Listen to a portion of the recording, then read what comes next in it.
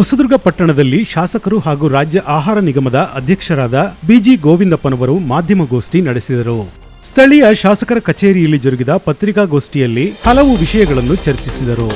ಪ್ರಮುಖವಾಗಿ ಕಾಂಗ್ರೆಸ್ ಸರ್ಕಾರ ಅನುಷ್ಠಾನಗೊಂಡು 2.5 ವರ್ಷಗಳು ಕಳೆದಿದ್ದು, ಈ ಸಂದರ್ಭದಲ್ಲಿ ಸರ್ಕಾರದ ಯೋಜನೆಗಳನ್ನು ಸಮರ್ಪಕವಾಗಿ ಪ್ರತಿಯೊಬ್ಬ ನಾಗರಿಕರಿಗೂ ತಲುಪಿಸುವ ವ್ಯವಸ್ಥೆಯಾಗುತ್ತಿದೆ ಎಂದು ಹೇಳಿದರು. ಎಷ್ಟೋ ವರ್ಷಗಳಿಂದ ನೆನೆಗುದಿಗೆ ಬಿದ್ದಿರುವ ಬಗರ್ ಹುಕುಂ ಸಾಗುವಳಿ ಅರ್ಜಿ ಮತ್ತು 94CC ಅಡಿಯಲ್ಲಿ ನಿವೇಶನದ ಹಕ್ಕುಪತ್ರ ಮಂಜೂರು ಸೇರಿದಂತೆ ವಿವಿಧ ಯೋಜನೆಯಡಿ ಹಲವು ಫಲಾನುಭವಿಗಳಿಗೆ ಇದೇ ಬರುವ ದಿನಾಂಕ 22ರಂದು ಜಿಲ್ಲಾ ಉಸ್ತುವಾರಿ ಸಚಿವರ ಸಮ್ಮುಖದಲ್ಲಿ ಹಕ್ಕುಪತ್ರದ ಆದೇಶ ಪ್ರತಿಗಳನ್ನು ನೀಡಲಿದ್ದು, ಪಟ್ಟಣದ ಸರ್ಕಾರಿ ಪದವಿ ಪೂರ್ವ ಕಾಲೇಜು ಆವರಣದಲ್ಲಿ ವಿಶೇಷ ಕಾರ್ಯಕ್ರಮ ಹಮ್ಮಿಕೊಳ್ಳಲಾಗಿದೆ ಎಂದು ಮಾಹಿತಿ ನೀಡಿದರು. ಕಂದಾಯ ಗ್ರಾಮ ವ್ಯಾಪ್ತಿಗೆ ಸುಮಾರು 813 ಮಜರೆ ಪ್ರದೇಶಗಳನ್ನು ಸೇರ್ಪಡೆಗೊಳಿಸಿದ್ದು, ಗ್ರಾಮೀಣ ಪ್ರದೇಶದ ಸುಮಾರು 600ಕ್ಕೂ ಅಧಿಕ ಫಲಾನುಭವಿಗಳಿಗೆ ಹಕ್ಕುಪತ್ರ ವಿತರಣೆ, ದರಖಾಸ್ತು ಜಮೀನು ಸಾಗುವಳಿದಾರರಾದ 125 ಜನ ಫಲಾನುಭವಿಗಳಿಗೆ ಸಾಗುವಳಿ ಪತ್ರ, 94CC ಅಡಿಯಲ್ಲಿ 263 ಫಲಾನುಭವಿಗಳು, ಪಹಣಿ ಇಂಡೀಕರಣ ಅರ್ಜಿ ಸಲ್ಲಿಸಿರುವ 150 ಜನ ಫಲಾನುಭವಿಗಳು, ಬಗರ್ ಹುಕುಂ ಸಾಗುವಳಿದಾರರಲ್ಲಿ 7 ಜನ ಫಲಾನುಭವಿಗಳು, ಪೌತಿ ಖಾತೆ ವಿಭಾಗದಲ್ಲಿ 3000 ಜನ ಫಲಾನುಭವಿಗಳು ಸೇರಿದಂತೆ ವಿವಿಧ ಕಾರ್ಯಕ್ರಮದಡಿ ಸುಮಾರು 5000ಕ್ಕೂ ಅಧಿಕ ಜನ ಫಲಾನುಭವಿಗಳನ್ನು ಒಂದೇ ವೇದಿಕೆಯಲ್ಲಿ ಸೇರಿಸಿ ನಿಯಮಾನುಸಾರ ಹಕ್ಕುಪತ್ರಗಳನ್ನು ವಿತರಿಸಲಾಗುವುದು ಎಂದು ಮಾಹಿತಿ ನೀಡಿದರು. ಈ ಕಾರ್ಯಕ್ರಮದಲ್ಲಿ ಗ್ರಾಮೀಣ ಪ್ರದೇಶದ ಫಲಾನುಭವಿಗಳನ್ನು ಗುರುತಿಸಿದ್ದು, ಹಲವು ತಾಂತ್ರಿಕ ಕಾರಣದಿಂದ ನಗರ ಪ್ರದೇಶದ ಫಲಾನುಭವಿಗಳನ್ನು ಆಯ್ಕೆ ಮಾಡಲಾಗಿಲ್ಲ. ಮುಂದಿನ ದಿನಗಳಲ್ಲಿ ವಿಶೇಷ ಕಾರ್ಯಕ್ರಮ ಆಯೋಜಿಸಲಾಗುವುದು. ನಗರ ಪ್ರದೇಶದ ಅರ್ಜಿದಾರರು ಯಾವುದೇ ಕಾರಣಕ್ಕೂ ಗೊಂದಲಕ್ಕೆ ಒಳಗಾಗಬಾರದು ಎಂದು ಹೇಳಿದರು. ವಾಣಿವಿಲಾಸ ಸಾಗರ ಹಿನ್ನೀರು ಕುರಿತು ಪ್ರಸ್ತಾಪಿಸಿದ ಶಾಸಕ ಬಿಜಿ ಗೋವಿಂದಪ್ಪನವರು, ತಾಲೂಕಿನ ಲಕ್ಕಿಹಳ್ಳಿ, ಮಾಡದಕೆರೆ, ಕಾರೆಹಳ್ಳಿ, ಮತ್ತೋಡು, ಜಿಎನ್ ಕೆರೆ ಗ್ರಾಮ ಪಂಚಾಯಿತಿ ವ್ಯಾಪ್ತಿಯ 28 ಕೆರೆಗಳಿಗೆ ನೀರು ತುಂಬಿಸಲು ಸರ್ಕಾರ ಅನುಮೋದನೆ ನೀಡಿದ್ದು, ಕಾರೆಹಳ್ಳಿಯ ಹರಿಹರೇಶ್ವರ ದೇವಸ್ಥಾನದ ಬಳಿ ಇರುವ ಸೇತುವೆ ಹತ್ತಿರ ಸ್ಟೋರೇಜ್ ಯಾರ್ಡ್ಗೆ ಅನುಮತಿ ನೀಡಲಾಗಿದೆ ಎಂದು ಹೇಳಿದರು.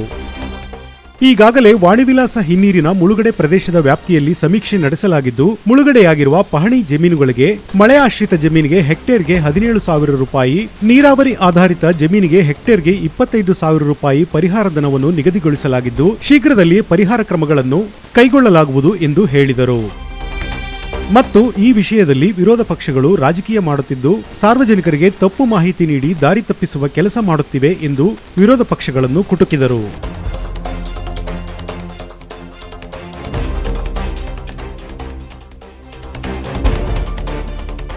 ಗೋಷ್ಠಿಗೆ ಆಗಮಿಸಿರ್ತಕ್ಕಂಥ ಮಾಧ್ಯಮದ ಎಲ್ಲ ಮಿತ್ರರೇ, ನಮ್ಮ ಪಕ್ಷದ ಎಲ್ಲ ಮುಖಂಡರುಗಳೇ, ಇವತ್ತು ಅತಿ ಮುಖ್ಯವಾಗಿ ಕಳೆದ 2.5 ವರ್ಷದಿಂದ ಕಂದಾಯ ಇಲಾಖೆಯಲ್ಲಿ ಆಗಿರ್ತಕ್ಕಂಥ ಒಂದು ಅಭಿವೃದ್ಧಿ ಕಾರ್ಯಕ್ರಮಗಳ ಬಗ್ಗೆ ಯಾವುದೇ ಫಲಾನುಭವಿಗಳಿಗೆ ಯಾವುದೇ ಹಕ್ಕುಪತ್ರ ವಿತರಣೆ ಮಾಡ್ತಕ್ಕಂಥ ಯಾವುದೇ ಸರ್ಕಾರ ಒದಗಿಸ್ತಕ್ಕಂಥ ಯಾವ ಕೆಲಸ ಕೂಡ ಆಗಿರಲಿಲ್ಲ. ಇವತ್ತು ಡಿಸೆಂಬರ್ 22ಕ್ಕೆ ಜಿಲ್ಲಾ ಉಸ್ತುವಾರಿ ಸಚಿವರು, ನಮ್ಮ ಚಳ್ಳಕೆರೆ ಶಾಸಕರು, ನಾವು ನಮ್ಮ ಪಕ್ಷದ ಎಲ್ಲ ಮುಖಂಡರುಗಳನ್ನು ಸೇರಿಸಿ ಪ್ರಥಮ ದರ್ಜೆ ಕಾಲೇಜಿನ PU ಕಾಲೇಜಿನ ಬಳಿ ಒಂದು ಬೃಹತ್ತಾದ ಕಾರ್ಯಕ್ರಮವನ್ನು ಏರ್ಪಾಡು ಮಾಡಿ 5,000 ಜನ ಫಲಾನುಭವಿಗಳನ್ನು ಕರೆಸಿ ಹಕ್ಕುಪತ್ರ ವಿತರಣೆ ಮಾಡ್ತಕ್ಕಂಥ ಕಾರ್ಯಕ್ರಮ ಮಾಡ್ತೀವಿ. ಅದರಲ್ಲಿ ಕಂದಾಯ ಗ್ರಾಮ ಮಾಡಿರ್ತಕ್ಕಂಥ ಗ್ರಾಮಗಳ 813 ಫಲಾನುಭವಿಗಳಿಗೆ ಹಕ್ಕುಪತ್ರ ವಿತರಣೆ ಮಾಡ್ತಕ್ಕಂಥ ಕೆಲಸ ಆಗ್ತದೆ. 813 ಜನರಿಗೆ ದರಖಾಸ್ತು ಕೊಡಿ. ಈ ಹಿಂದೆ ನಾವು ಕೃಷ್ಣ ಸರ್ಕಾರದಲ್ಲಿ ಮತ್ತೆ ನರಸಿಂಹ ಸರ್ಕಾರದಲ್ಲಿ ಕೊಟ್ಟಿರ್ತಕ್ಕಂಥ ಎಲ್ಲ ಅರ್ಜಿಗಳನ್ನ 25 ದರಖಾಸ್ತು ಮಾಡಿ ಸುಮಾರು 600 ಜನಕ್ಕೆ ದರಖಾಸ್ತು ಕೊಡಿ ಮಾಡ್ತಕ್ಕಂಥ 25 ಕಾರ್ಯಕ್ರಮವನ್ನು ಮಾಡಿಕೊಡ್ತಕ್ಕಂಥ ಕೆಲಸವನ್ನು ಕೂಡ ಮಾಡ್ತೀವಿ. 94CC ಸರ್ಕಾರಿ ಭೂಮಿಯಲ್ಲಿ ಗ್ರಾಮೀಣ ಪ್ರದೇಶ ಜನ ಎಲ್ಲೆಲ್ಲಿ ಮನೆಗಳು ಕಟ್ಕೊಂಡಿದ್ರು ಅವೆಲ್ಲವೂ ಕೂಡ ಗುರುತಿಸಿ ಗ್ರಾಮೀಣ ಪ್ರದೇಶದ ಜನರಿಗೆ 94CC ನಲ್ಲಿ ಸುಮಾರು 243 ಜನ ಫಲಾನುಭವಿಗಳಿಗೆ ಹಕ್ಕುಪತ್ರ ವಿತರಣೆ ಮಾಡ್ತಕ್ಕಂಥ ಕಾರ್ಯಕ್ರಮ ಮಾಡ್ತದೆ. ಬಗರ್ ಹುಕುಂ ಸಾಗುವಳಿದು ಇನ್ನು 7 ಜನರಿಗೆ ಮಾತ್ರ ಕೊಡಲಿಕ್ಕೆ ಅವಕಾಶ ಆಗಿದೆ. ಉಳಿದಂಥ ಜೀವನ ಇನ್ನೊಂದು 2 ತಿಂಗಳಲ್ಲಿ ಉಳಿದಂಥ ಸುಮಾರು ಇನ್ನೊಂದು 500 ಜನರಿಗೆ ಹಕ್ಕುಪತ್ರ ಕೊಡ್ತಕ್ಕಂಥ ಕಾರ್ಯಕ್ರಮ ಆಗ್ತದೆ. ಈಗ ಸದ್ಯಕ್ಕೆ ಬಗರ್ ಹುಕುಂ ಸಾಗುವಳಿ ಒಂದು 7 ಜನರಿಗೆ ಮಾತ್ರ ಹಕ್ಕುಪತ್ರ ಕೊಡ್ತಕ್ಕಂಥ ಕೆಲಸ ಆಗ್ತದೆ. RTC ಇಂಡೀಕರಣ ಮಾಡಿರೋದು ಬಾಕಿದ ಪ್ರಕರಣಗಳು 150. RTC ಇಂಡೀಕರಣ ಮಾಡಿ 150 ಜನರಿಗೆ ಅದರ ಪಾಣಿ ದಾಖಲಾತಿಗಳನ್ನು ಒದಗಿಸ್ತಕ್ಕಂಥ ಕೆಲಸ ಮಾಡ್ತೀವಿ. ಸಾಮಾಜಿಕ ಭದ್ರತಾ ಫಲಾನುಭವಿಗಳು ಏನು ವಯಸ್ಕರಿಗೆ ಕೊಡ್ತಕ್ಕಂಥ ಕಾರ್ಯಕ್ರಮ ಇತ್ತು, ಅದು 200 ಜನ ಫಲಾನುಭವಿ ಕೊಡ್ತಕ್ಕಂಥ ಕೆಲಸ ಆಗ್ತದೆ. ರಾಷ್ಟ್ರೀಯ ಕುಟುಂಬ ಯೋಜನೆ 15 ಜನ ಫಲಾನುಭವಿಗಳಿಗೆ ಕೊಡ್ತಕ್ಕಂಥ ಕೆಲಸ ಆಗ್ತದೆ. ಅದರ ಜೊತೆಗೆ ಭೌತಿಕ ಖಾತೆ ಸುಮಾರು 3,000 ಜನ ಭೌತಿಕ ಖಾತೆಯನ್ನು ಮಾಡಿ ಅದನ್ನು ಕೂಡ ವಿತರಣೆ ಮಾಡ್ತಕ್ಕಂಥ ಕೆಲಸ ಆಗ್ತದೆ. ಭೌತಿಕ ಖಾತೆ ವಿತರಣೆ ಮಾಡ್ತಕ್ಕಂಥ ಕೆಲಸ ಕೂಡ ಆಗ್ತದೆ. ಈ ಎಲ್ಲ ಕಾರ್ಯಕ್ರಮಗಳನ್ನು ಡಿಸೆಂಬರ್ 22ನೇ ತಾರೀಕು ಎಲ್ಲ ಪಕ್ಷಗಳಿಗೆ ಕರೆಸಿ ಇವರೆಲ್ಲರಿಗೂ ಸಮರ್ಪಕ ದಾಖಲೆಗಳನ್ನು ಒದಗಿಸ್ತಕ್ಕಂಥ ಕೆಲಸ ಆಗ್ತದೆ. ಮತ್ತು ಸಾಗುವಳಿ ಪತ್ರ ಏನಿದೆ ಅದನ್ನು ಮೊದಲನಾಗಿ ಸೀದಾ ಸಾಗುವಳಿ ಕೂಡ ಬರೋದಿಲ್ಲ. ಪ್ರತಿಯೊಂದು ಸಾಗುವಳಿ ಪತ್ರವನ್ನು ಕೂಡ ಒಂದು ಪೈವಾಗಿ ಮತ್ತು ರಿಜಿಸ್ಟ್ರೇಷನ್ ಆಗಿ ಪಾಣಿಯಾಗಿ ಖಾತೆಯಾಗಿ ಮನೆಗೆ ಬರುತ್ತೆ. ಅವ್ರಿಗೆ ಪಾಣಿ ಕೊಟ್ಬಿಡ್ತೀವಿ. ಮ್ಯೂಟೇಷನ್ ಎಲ್ಲ ಸೇರಿಸಿ ಎಂದೆಂದು ತಾಲೂಕು ಆಫೀಸ್ ಬಳಿ ಹೊರಗೆ ಅದಲ್ಲ. ಅದಕ್ಕೋಸ್ಕರ ಸ್ವಲ್ಪ ತಪ್ಪಾಗಿದೆ. ಅವ್ರಿಗೆ ಎಲ್ಲರಿಗೂ ಒಂದೇ ಸರಿ ಕಾರ್ಯಕ್ರಮ ಕೊಡ್ತಕ್ಕಂಥ ಕೆಲಸ ಮಾಡ್ತೀವಿ. ಇವತ್ತು 94 CC ಕೆಳಗಡೆ ಹಕ್ಕುಪತ್ರ ಕೊಡ್ತಕ್ಕಂಥವ್ರಿಗೆ ಟೌನಿನ ಜನರಿಗೆ ಇನ್ನೂ ಕೊಡ್ಲಿಕ್ಕಾಗಿಲ್ಲ. ಅದಕ್ಕೊಂದು ಆಪ್ ಬಂದಿಲ್ಲ ಸರ್ಕಾರದಿಂದ. ಟೌನಿನ ಜನರಿಗೆ ಹಕ್ಕುಪತ್ರ 94 CC ಕೆಳಗಡೆ ಅವ್ರಿಗೆ ಹಳ್ಳಿಯರಿಗೆ ಇನ್ನೂ 23 ಕೊಟ್ಟಿದ್ದೀವಿ. 94 CC ಕೆಳಗಡೆ ಟೌನಿನ ಒಂದು 10 ಕೊಡಬೇಕು. ಹಕ್ಕುಪತ್ರ ರೆಡಿ ಆಗಿದ್ದಾರೆ. ಅವ್ರಿಗೆ ಖಾತೆ ರಿಜಿಸ್ಟರ್ ಮಾಡಿಸ್ಬೇಕು. ಅವರು ರಿಜಿಸ್ಟರ್ ಮಾಡಿಸ್ಕೊಂಡು ಬಂದಿಲ್ಲ. ಅದು ಒಂದು ತಕ್ಕ ರಿಜಿಸ್ಟರ್ ಮಾಡಿಸಿ ಅದನ್ನು ಬರೀ ಎಲ್ಲರೂ ಒತ್ತಡ ಜಾಸ್ತಿ ಆಗ್ತದೆ. 94 CC ಕೆಳಗಡೆ ನಗರ ಪ್ರದೇಶದ ಜನರಿಗೂ ಕೂಡ ಹಕ್ಕುಪತ್ರ ವಿತರಣೆ ಮಾಡ್ತಕ್ಕಂಥ ಕೆಲಸ ಆಗ್ತದೆ. ಸರ್ಕಾರದ ಪೂರ್ವ ಅನುಮತಿ ಮತ್ತು ರಿಜಿಸ್ಟ್ರೇಷನ್ 2 ಆಗಬೇಕು.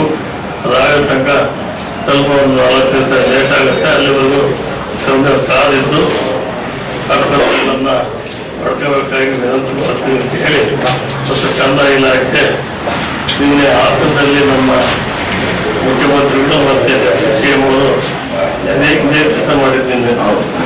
ಈಗೇನ ಮಾಡ್ತಿದ್ದೀವಿ ಇದೇ ಕೆಲಸ ಮಾಡಿದ್ರು.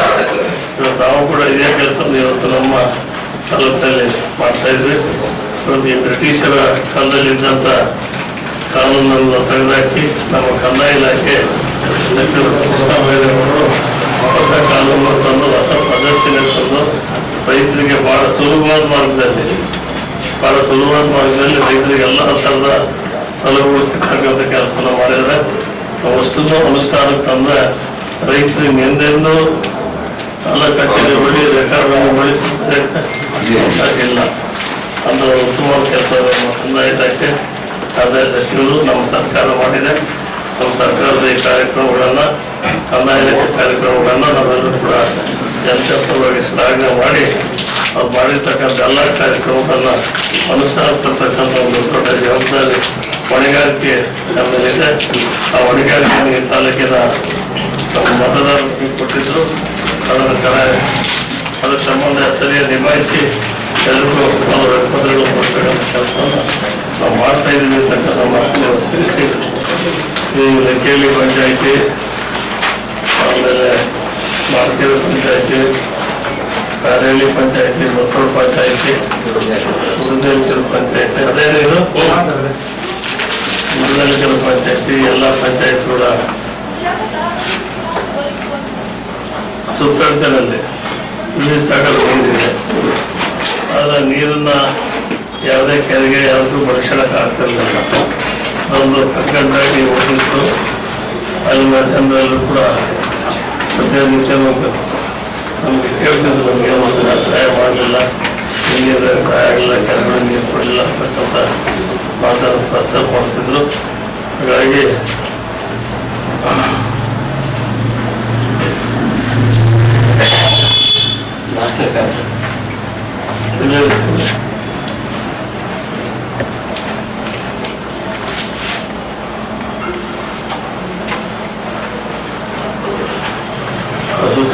5 ಪಂಚಾಯತಿ ವ್ಯಾಪ್ತಿರ್ತಕ್ಕಂಥ ಸುಮಾರು 28 ಕೆರೆಗಳಿಗೆ ವಿವಿಧ ಸಾವಿರದ ನೀರಿನಿಂದ ನೀರು ತುಂಬಿಸ್ತಕ್ಕಂಥ ಕೆಲಸವನ್ನು ಮಾಡ್ತೀವಿ. ಇದಕ್ಕೆ ಕಾರಲ್ಲಿ ಬ್ರಿಡ್ಜ್ ಇದೆಯಲ್ಲ,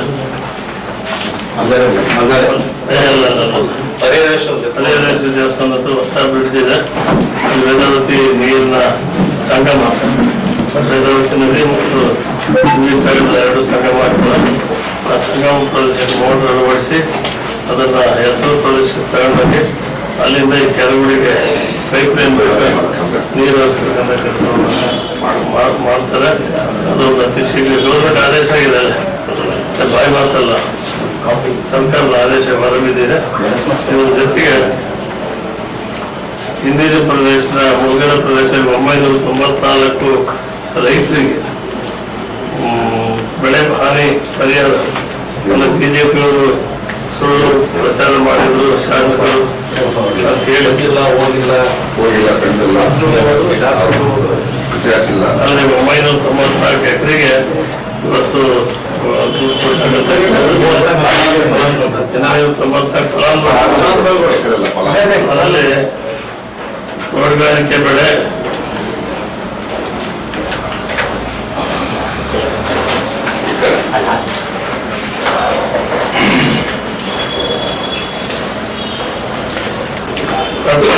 ಇನ್ನೂ 90 ಎಕರೆ, ಕೊತ್ತೂರು 441 ಎಕರೆ, ಚಿನ್ನಾಪುರ ಬರಲು ಒಟ್ಟು 942 ಎಕರೆ ಪ್ರದೇಶಗಳಿಗೆ ರೈತರಿಗೆ ಹಣ ಕೊಡ್ತಕ್ಕಂಥ ಕೆಲಸ ಆಗ್ತದೆ. ಇದರಲ್ಲಿ ಸರ್ಕಾರ ಒಂದು ದರವನ್ನು ಕೂಡ ನಿಗದಿಪಡಿಸಿದೆ.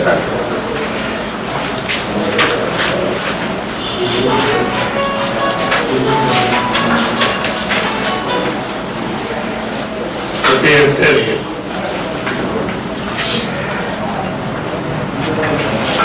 ಅಲ್ಲಿ ಮಳೆ ಆಶ್ರಿತ ಬೆಳೆಗಳಿಗೆ ಹೆಕ್ಟೇರ್ಗೆ 17,000 ರೂಪಾಯಿ,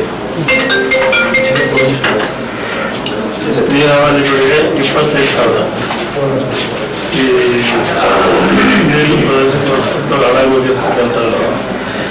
ಬಹುವಾರ್ಷಿಕ ಬೆಳೆಗೆ ಪ್ರತಿ ಹೆಕ್ಟೇರ್ಗೆ 31,000. ಬಹುವಾರ್ಷಿಕ ಬೆಳೆಗೆ, ನೀರಾವರಿ ಬೆಳೆಗೆ 25,500, ಮಳೆ ಆಶ್ರಿತ ಬೆಳೆಗೆ 17,000.